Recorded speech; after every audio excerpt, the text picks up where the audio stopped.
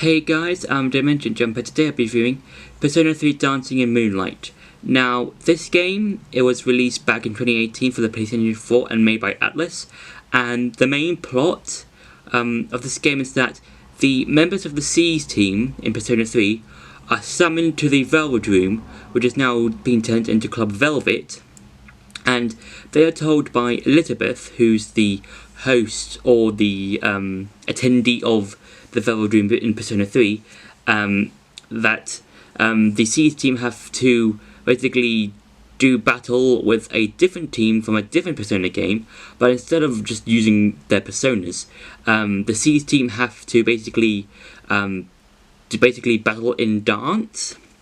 And this is an interesting plot, to say the least, because this isn't like your normal Persona game. Because if you look at Persona, like some of them newer Persona games like Persona 4 or Persona 5, the plot is weird, but in the context of their own games weird. Like with Persona 4, you have to go into this other world by going through TV.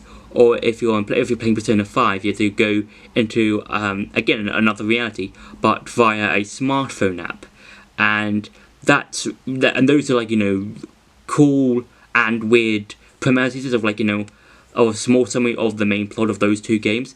And with Persona 3 Dancing in Moonlight, I think this plot is like a really good plot for a spin-off.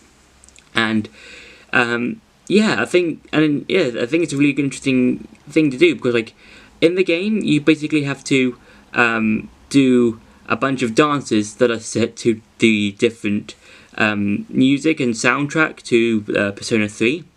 So for example, the main character of Persona 3, I think Makoto Yuki, I think his name is, I think one of his songs that you can do a sort of dancing thing to is with Mass Distraction, which I think is the battle music for Persona 3.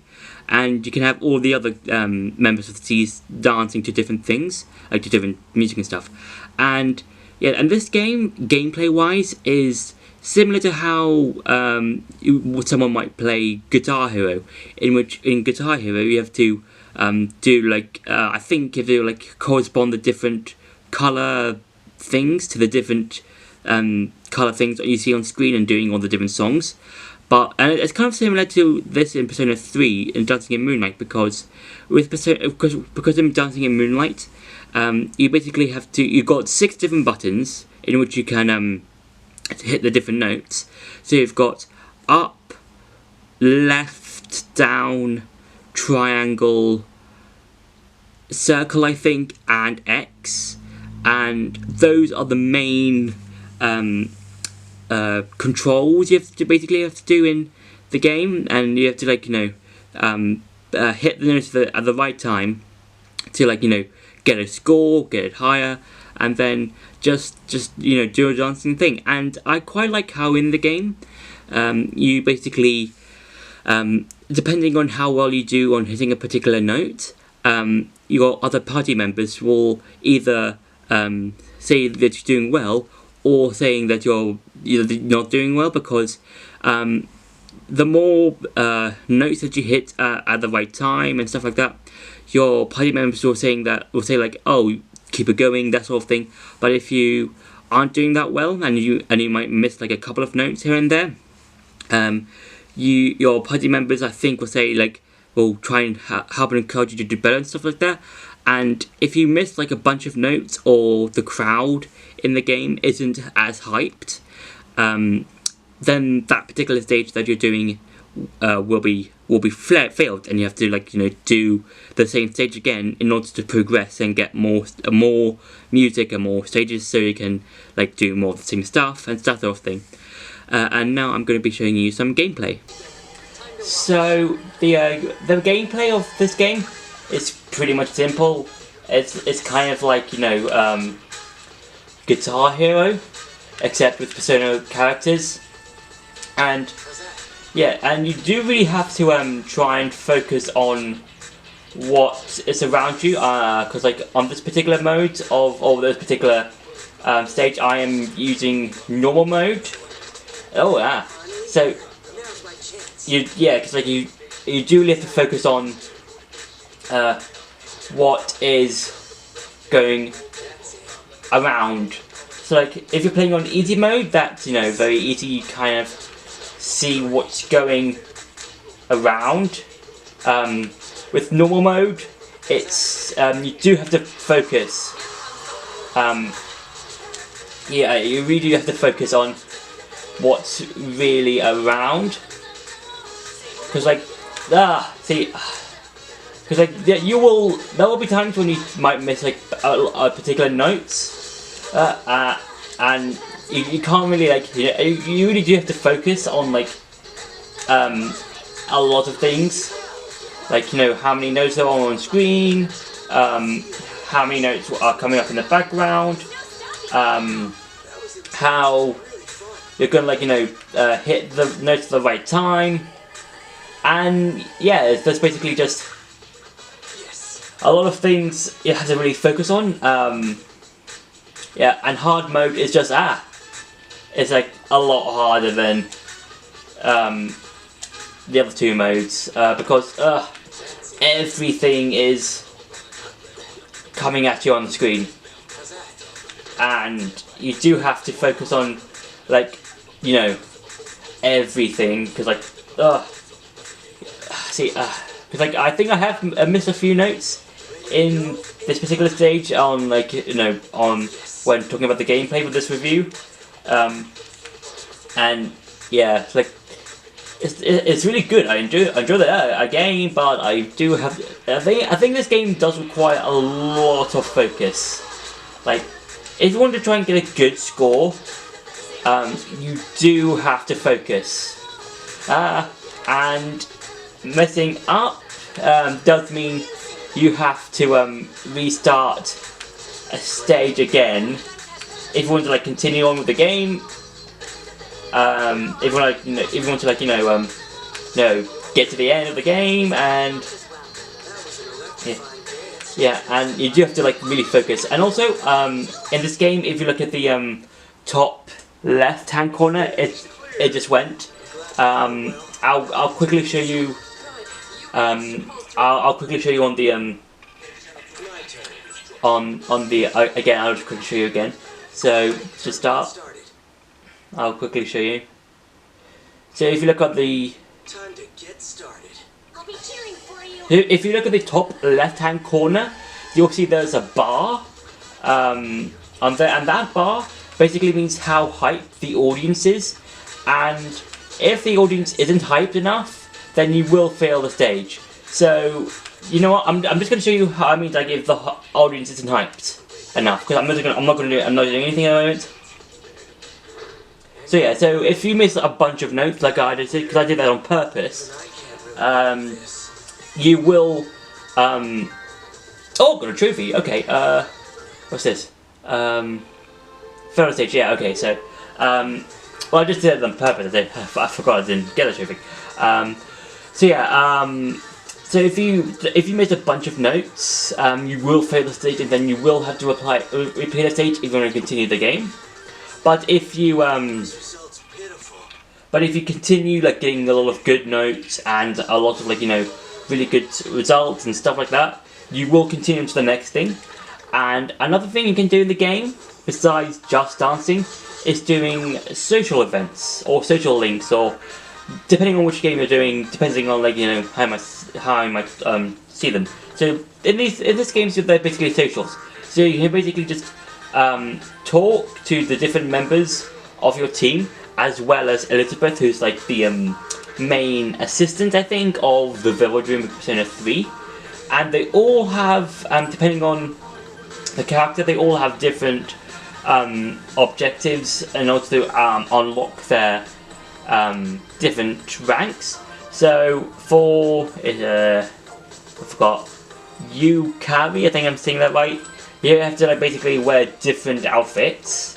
For Junpei, it's different accessories and modifiers.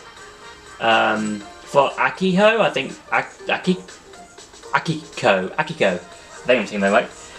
basically different combos, that sort of thing, and so on and so forth. And I'm just going to show you an example of one of these social events, just to show you like how different they are compared to like Persona 3.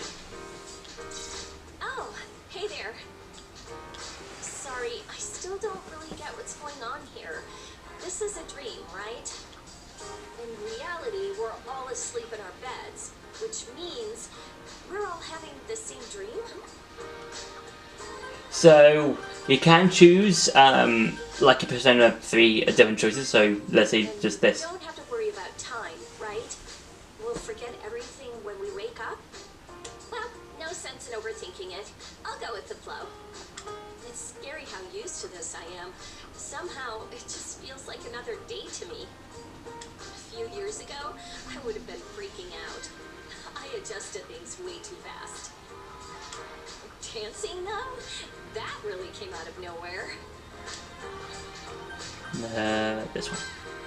Nope, but nothing ventured, nothing gained, right? Oh, but I think I can picture myself doing it. I like music and I watch dance videos. What else? Cheerleading? I kinda used to think that was cool. But I turned down the cheerleading club when they asked me to join. I was too embarrassed. What about you? Ever tear up the dance floor anywhere? Like at Club Escapade? What, really? Whoa, no way. Well, I guess that'll come in handy here, huh? Nah, I used to be interested in dancing, so this seems like a good chance to try it out. Honestly, I still think this is crazy, but then again, I can dance my heart out here. I'll be counting on you if something happens, okay? You seem like you can handle anything. All right, I think I'll go practice. It's our job to hype up the crowd, right? Okay, time to dance. I'm gonna be the disco queen. Huh? Is that not right? So yeah, that's basically an example of a social link event of this game. Because as you just saw, it's completely different to the ones in like Persona 3. Because with Persona 3, with those social links, you basically hang out with the different confidants and the different members of your team and other guides as well. And you go into different places. But mainly for Persona 3 dancing and also Persona 5 dancing, you mainly hang out with your members in the Velvet Club or in their rooms, depending on where you are in the game and depending on how many social links that you've gotten so far. So yeah, I think the main part of it, the whole dancing thing, is really nice and interesting. I think it's really cool. The social links, they're nice, but if you want to unlock all of them, they will require you to do a lot of practice in the main dancing area if you want to get more social links and stuff like that. So that's been it for the gameplay. Now it's time to go back to the review. So one of the cool things about the game is that you can dress up all the different characters in different outfits. So you've got the normal looking outfit, outfits that you might use when it's a particular part of the game in the original Persona 3, let's say winter wear, summer wear, that sort of thing.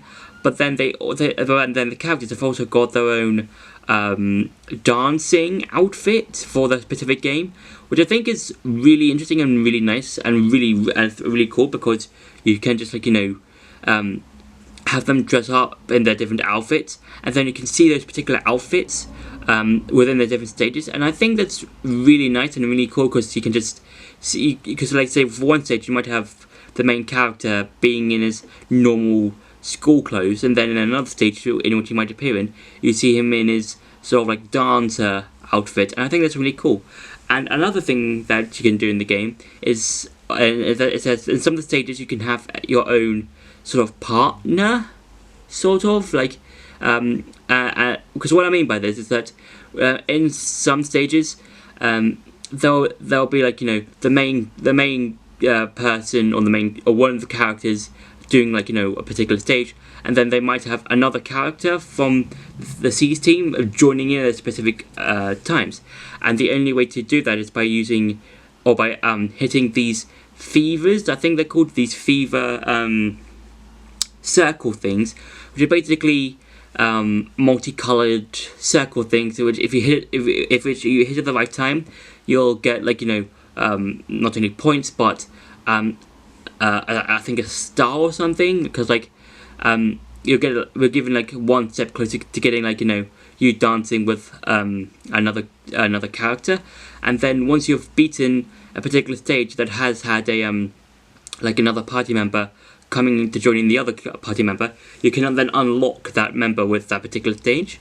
And yeah, I think that's like again, like the whole outfits thing, another really cool, interesting sort of design in the game, because then you can have you can basically try and see how you can like try and get those different party members. And if I had some advice for any people who are wanting to play Persona 3 Dancing in Moonlight, I would say try and practice a lot, because like you're given some tutorials about how to do like how to pull off some of the notes and several combos and stuff like that, because there'll be a lot of the time you'll see like just let's say one note on triangle and another note on like down or something like that, but then you might see 2 notes on triangle, 3 notes on up, and let's say 4 notes on X, and those would be like you have to try and do a lot of different combos and try and see like which note is coming up next, which how many there are, and then doing it at the exact same time. And it's just really fun. I think it's like a lot. I think it's like for Spinoff, I think it's a lot of fun. It's kind of up there with like Hyrule Warriors in terms of how fun it can be, because with Hyrule Warriors, that's basically a game about beating up enemies and taking keeps and fighting different Zelda enemies and bosses and stuff like that. But with and it's kind of similar to the funness in Persona 3 Dancing in Moonlight, because of how much fun you can do by just not only listening to different songs from all the songs from Persona 3, but you can also listen to their remix versions, and you can basically just watch the dances happening if you want to rewatch the particular stage you did, and also the different modes that you can do, because there are 3 modes: easy, normal, hard. Now easy is like really easy. Normal is like kind of normal. It's a bit harder than easy, but it's still doable and still fun to do. It's like you will need to practice a bit on normal if you want to like get a lot of good points. And then with hard mode, it's basically harder than normal. And again, if you want to play on hard mode on some of the stages, I would say just practice with those with hard mode on some of the stages if you want to try and get a lot of points, because hard mode is pretty hard. You have to like focus on everything. Like you have to focus on which note is coming up, how many there are for a combo, that sort of stuff. And yeah, you just have to practice on hard mode just like a couple of times if you want to like get a lot of points and stuff like that. And yeah, so for my overall thing of the game, I think that Persona 3 Dancing in Moonlight is a decent spin-off. I think it's definitely up there in one as a good spin-off.